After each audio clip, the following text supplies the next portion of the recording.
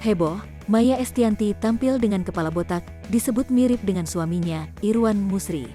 Meski usianya memasuki kepala 4, paras cantik Maya Estianty masih dipuji banyak orang. Bukan hanya soal karir sebagai musisi atau pengusaha, ibu 3 anak ini juga sering mencuri perhatian publik karena tingkahnya.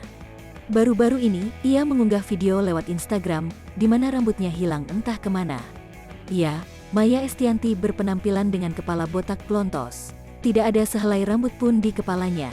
Video tersebut diunggah lewat Instagram pribadi Maya pada Minggu, tanggal 9 Januari tahun 2022. Botak udah mirip belum ama suamiku, tulis Maya Estianty pada keterangan unggahannya.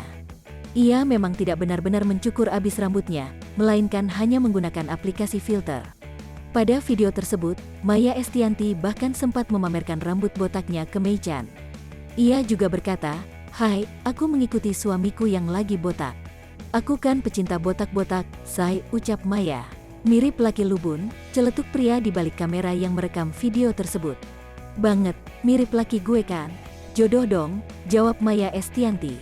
Dalam unggahannya, Maya juga menandai suaminya, Irwan Musri, seraya mengungkapkan kelakar. "Sayang, Irwan Musri ternyata enak jegaya botak, adem," tulisnya. Terlihat pula rekan-rekan sesama artis heboh mengomentari kolom komentar unggahan Ibu Al, El, dan Dul itu.